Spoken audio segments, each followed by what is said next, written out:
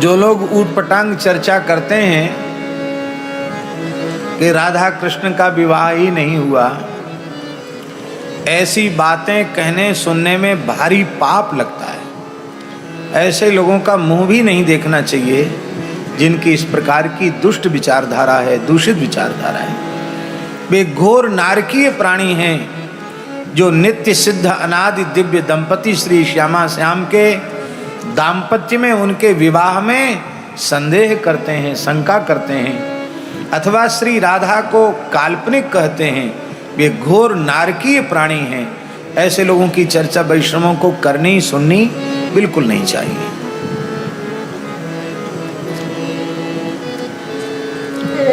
इनके अलग से किसी विवाह की आवश्यकता वस्तुतः है नहीं, क्योंकि ये तो नित्य सिद्ध अनादि दिव्य दंपति है।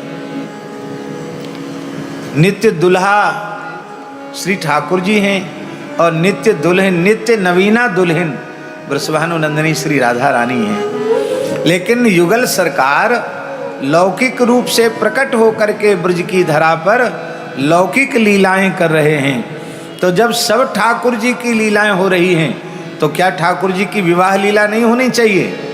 तो ठाकुर जी की विवाह लीला भी है। रसिकों की वाणियां इसकी प्रमाण हैं। ब्रह्म वैवर्त आदि पुराण प्रमाण है, गर्ग संहिता प्रमाण है, जहां वैदिक पद्धति से राधा कृष्ण का विवाह हुआ है। और जैसे वेद पुराण, वेद प्रमाण है, परम प्रमाण है, वेदानुकूल वेदार्थ का व्याख्यान करने वाले इतिहास पुराण प्रमाण हैं। हम लोगों के लिए संतों की, रसिकों की वाणी भी वेद से कम प्रमाण नहीं, क्योंकि वेद रसिकन की वाणी, रसिकों की वाणी ही ब्रज के संतों का वेद है। इन गुणातीत रसिक संत महापुरुषों के अंतःकरण में जो लीलाएं प्रकट होती हैं वे काल्पनिक नहीं होती हैं, ये सत्य है। तो चाचा वृंदावन दास जी इतनी लीलाओं का वर्णन कर रहे हैं। और तो गौड़ीय परंपरा में श्री जीव गोस्वामी जी महाराज ने श्री गोपाल चंपू में विधिवत राधा कृष्ण के लौकिक विवाह का वर्णन किया। सभी ने किया विवाह का वर्णन। हम एक दिन चर्चा कर चुके हैं कि जोधपुर में बाल व्यास श्री राधा कृष्ण जी के यहाँ ठाकुर श्री राधा गोपाल जी का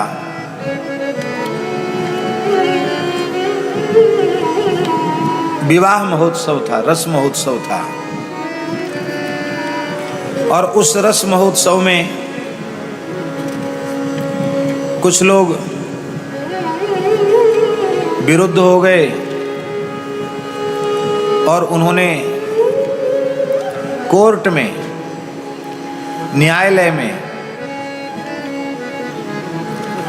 एक अर्जी दायर कर दी और उसमें उन्होंने कहा कि ये सनातन धर्म की मर्यादा का घोर अतिक्रमण हो रहा है। राधा कृष्ण का तो विवाह हुआ ही नहीं और ये सब लोग जो है कुछ वृंदावन के साधु इकट्ठे हो गए और ये सब लोग बहुत, इसको रोकना चाहिए। स्टे ऑर्डर लेने का, ठाकुर जी के विवाह का स्टे ऑर्डर लेने का प्रयास हो गया। बड़ी विशाल तैयारी थी। हम तो किसी लायक नहीं हैं। संसार के सबसे अयोग्य व्यक्ति को खोजना हो तो उसमें सबसे पहला ये दास है। हम वस्तुतः किसी लायक नहीं हैं। ये तो श्री जी की, ठाकुर जी की और पूज्य बाबा महाराज की, संतों की अपार कृपा है जो इन्होंने करुणा करके हमें अपने चरणों में बैठने का सौभाग्य प्रदान किया है। तो वहाँ एक लीला के भाव से हमारे लिए वहाँ परिचय में लिख दिया गया कि ये लाला के बाबा हैं, और श्री गोरीलाल कुंज वाले महाराज जी को लिख दिया ये लाली के बाबा हैं। अब राधा कृष्ण जी बड़े अच्छे, बहुत अच्छे हैं राधा कृष्ण जी। हमारे पास आए बड़ी चिंतित, बोले महाराज जी ठाकुर जी के विवाह में बाधा पड़ रही है। हमने कहा भाई आपको जितनी चिंता हमको और ज़्यादा चिंता क्यों? भाई हमको तो अपने बाबा बना दिया, तो जिसके छोरा का ब्याह रुक जाए उसके बाप को कितना कष्ट होगा। तो हमने कहा भाई ऐसा करो कि किसी बहुत अच्छे वकील को लाओ, क्योंकि जब कोर्ट में बात चली गई है तो वकीलों का विषय है। तो एक वकील को बुलाया गया, अच्छे वकील, प्रसिद्ध वकील। उनसे मैंने पूछा कि भाई इसको कैसे रोका जा सकता है, ये खारिज कैसे हो केस? बोले महाराज जी खारिज हो जाएगा, इसमें कोई प्राचीन प्रमाण चाहिए। तो हमने कहा प्रमाण तो पुराणों में है विवाह के, और पुराणों के प्रमाण प्रस्तुत करें। बोले नहीं, पुराणों के प्रमाण नहीं चाहिए, क्योंकि पुराण भगवान जाने, उनकी बात मैं बता रहा हूं। बोले पुराणों के प्रमाण सरकार या कोर्ट उतना अधिक नहीं मानती है। कम से कम 100-200 वर्ष पहले किसी ने यदि विवाह को, लौकिक विवाह को स्वीकार किया हो तो वो प्रमाण चाहिए हमको। हमने कहा 100-200 नहीं।